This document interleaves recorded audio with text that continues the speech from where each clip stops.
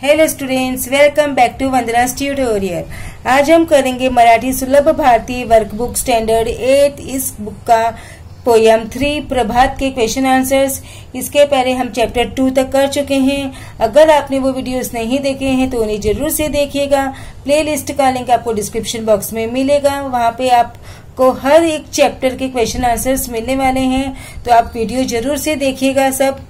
और वीडियो को ज्यादा से ज्यादा अपने दोस्तों के साथ भी शेयर करना, ताकि उनको भी इस पोएम के क्वेश्चन आंसर से वो इजीली अवेलेबल हो जाए। तो हम स्टार्ट करते हैं हमारा पोएम 3 प्रभात। पहले हम इसके मीनिंग देख लेते हैं।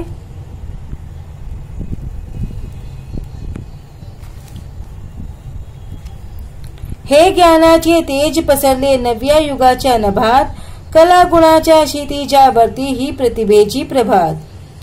तो नवीन युगाच्या आकाशात ज्ञानाच्या विद्येचा प्रकाश पसरला आहे। कलागुणाच्या क्षितिजावर ही नवनिर्मितीची सकाळ उगवली आहे।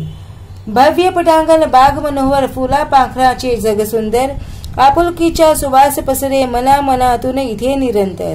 गुरुजनाची अमूल्य शिकवण या स्पर्धेच्या युगात, कलागुणाच्या क्षितिजावरती ही प्रतिभेची प्रभात। तो भव्य प्रांगणासारखी ही आपली विशाल मातृभूमी आहे। जणू ही सुंदर बाग फुलली आहे। फुले व पाखरे यांसारख्या माणसाचे हे सुंदर जग आहे।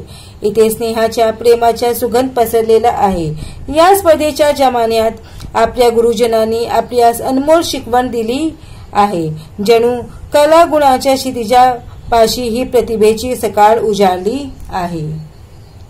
पायाभरणी अस्तित्वाची प्रयोगशाळा व्यक्तित्वाची, तन सुदृढ मन विशाल होई इथे रुजवणूक त्या तत्वाची। विचारधारा तीच वाहते नसा नसांत रगा रगात, कलागुणाच्या क्षितिजावरती ही प्रतिभेची प्रभात। स्वतःचे अस्तित्व मजबूत करण्यासाठी ही व्यक्तिमत्वाच्या जडा घडणीची प्रयोगशाळा आहे। इथे शरीर निरोगी व आरोग्य होते आणि मन विशाल होते। थोर मूल्याचे थोर तत्वज्ञानाचे इथे रोपण होते। आमच्या नसानसात रंध्रारंध्रात तीच अमूल्य विचारधारा रक्तासारखी वाहत आहे। कलागुणाच्या क्षितिजावर आता नवनिर्मितीची प्राप्त होत आहे। नवीन स्वप्ने नवीन आशा ही प्रगतीची नव परिभाषा। परिश्रमाने अभ्यासाने उन्नत बनवू आपुल्या देशा, मिटवून सारे भेद चला रे मानवतेच्या युगात, कलागुणाच्या क्षितिजावरती ही प्रतिभेची प्रभात। इथल्या मनात नवीन स्वप्ने रुजली आहेत, नवीन उमेद नवीन आशा फुलले आहेत। प्रगतीची ही नवीन व्याख्या आम्ही दृढ केली आहे। अपार कष्टाने व अविरत अभ्यासाने आमच्या देशाला आपण प्रगतिशील बनवूया। सारे भेदभाव मिटवून माणुसकीचे नवीन युग आणूया। कलागुणाच्या या क्षितिजावर नवनिर्माणाची सकाळ झाली आहे। पुढील कवितेच्या आधारे दिलेल्या सूचनांनुसार कृती करा। कृती 1 आकलन, एका वाक्यात उत्तरे लिहा। कवीने वर्णिलेली प्रतिभेची प्रभात कुठे होणार आहे? कवीने वर्णिलेली प्रतिभेची प्रभात कला गुणाच्या क्षितिजावरती होणार आहे। कवीच्या मते व्यक्तित्वाच्या प्रयोगशाळेत कोणते गुण रुजतील? कवीच्या मते व्यक्तित्वाच्या प्रयोगशाळेत शरीर सुदृढ, मन विशाल, तत्वाची रुजवणूक व व्यक्तित्वाची पायभरणी होते। प्रगतीची नव परिभाषा कोणती? नवीन स्वप्ने नवीन आशा ही प्रगतीची नव परिभाषा आहे। गोलातील शब्दांचा आधार घेऊन चौकटी पूर्ण करा। सुंदर जग कोणाचे? फुलपाखरांचे। अमूल्य शिकवण कोणाची? गुरुजनाची। पसरणारा सुवास कशाच्या? आपुलकीच्या। कशाची? पायाभरणी कशाची? अस्तित्वाची। कवितेतील यमक जुळवणाऱ्या शब्दाच्या जोड्या शोधून लिहा। तो नभात प्रभात युगात, मनोहर सुंदर निरंतर, अस्तित्वाची व्यक्तित्वाची तत्वाची, युगात प्रभात। कवितेतील पुढील शब्दांची विशेषणे शोधून लिहा। भव्य पटांगण, मनोहर बाग, सुदृढ तन, विशाल मन। कवितेच्या आधारे योग्य पर्याय निवडा। कलागुणाच्या क्षितिजावरती प्रतिभेची पहाट उगवली आहे, कारण ज्ञानाचे तेज नव्या युगाच्या नभात पसरले। कवीच्या मते मानवतेचे युग म्हणजे भेदाभेद नसलेले युग. Then match the following, that is योग्य जोड्या जुळवा. नव्या युगाच्या नभात, नव्या विचाराच्या क्षेत्रात, प्रतिभेची प्रभात, नवनिर्मितीची पहाट, पायाभरणी अस्तित्वाची, स्वतःचे अस्तित्व मजबूत करणे, व्यक्तित्वाची प्रयोगशाळा, व्यक्तित्वाची जडणघडण. कवितेतील शब्द अर्थ लिहा. प्रभात सकाळ, तेज प्रकाश, नभ आकाश, भव्य विशाल. देन काव्य सौंदर्य. तन सुदृढ आणि मन विशाल या शब्दसमूहाचा तुम्हाला कळलेला अर्थ लिहा. जिथे व्यक्तित्वाची जडणघडण होते अशा प्रयोगशाळेत रुजू आल्यावर व्यक्तित्वाची काय बदल होतात हे सांगताना कवी म्हणतात, शरीर हे निरोगी होते, आरोग्यदायी व सुदृढ होते. शरीराला आजार स्पर्श करत नाही. मनातील सर्व जडमट दूर होऊन मन स्वच्छ होते. मनात कोणाबद्दल भेदभाव राहत नाहीत.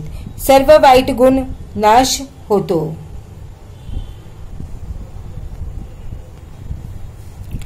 तुम्हाला कळलेली कवीची प्रगतीची नव परिभाषा स्पष्ट करा. या नवीन युगाच्या आकाशात ज्ञानाचे तेज पसरल्यावर व नवनिर्मितीची प्रभात झाल्यावर देशाच्या उज्ज्वल भवितव्याची खूण पटेल असे कवी सांगतात. समजावून सांगताना कवी म्हणतात की नवीन स्वप्ने उराशी बाळगणे, नवीन आशेने फुलणे आवश्यक आहे. आपल्या अपार कष्टाने व सततच्या अभ्यासाने आपला देश उन्नत होईल. भेदाभेद नसलेल्या या मानवतेच्या युगात देश प्रगतीपथावर जाईल. हीच प्रगतीची नवीन व्याख्या आहे.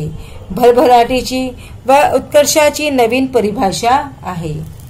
नेक्स्ट इज मिटवून सारे भेद चला रे मानवतेच्या युगात. या ओळीचा तुम्हाला कळलेला सरळ अर्थ लिहा. नवीन स्वप्ने उराशी बाळगून नवीन आशेने पलवित होऊन प्रगतीची नवीन व्याख्या करूया असा सल्ला तरुण पिढीला कवी देतात. ते म्हणतात, आपल्या मेहनतीने व गाढ अभ्यासाने आपल्या देशाला उन्नत बनवायचे असेल तर आपल्यातील हेवे दावे, भेदाभेद हे सर्व मिटवून टाकायला हवेत. तरच माणुसकीचे युग अवतरेल. मानवतेचे युग निर्माण करूया. त्यासाठी परस्परातील विषमतेचे विष धुडकावून लावूया. सर्व समान आहोत हा विश्वास रुजवूया. देन व्याकरण. विशेष्य व विशेषणाच्या जोड्या जुळवा. भव्य पटांगण, अमूल्य शिकवण, नवे युग, सुंदर जग, विशाल मन. देन पुढील वाक्य प्रकार ओळखा. अरे रे फार वाईट झाले. उद्गारार्थी वाक्य, मुलांनो रांगेत चला. आज्ञार्थी वाक्य, तुला लाडू आवडतो का? प्रश्नार्थी वाक्य, तू रोज व्यायाम करीत नाहीत. विधानार्थी वाक्य. शब्द संपत्ती. पुढील शब्दांसाठी कवितेतील शब्द शोधा. आकाश, नभ, सुगंध, सुवास, सुंदर, मनोहर, शरीर, तन. विरुद्धार्थी शब्द नव्या, जुनिया, ज्ञान, अज्ञान, सुंदर, कुरूप, प्रगती, अधोगती. देन सु हा उपसर्ग असलेल्या कवितेतील दोन शब्द लिहा. सुवास, सुदृढ. पुढील शब्दांतील अक्षरांपासून 4 अर्थपूर्ण शब्द लिहा. प्रयोगशाळा, शाळा, प्रयोग, योग, गळा. विचारधारा, विचारधारा, चार, चारा. देन लेखन.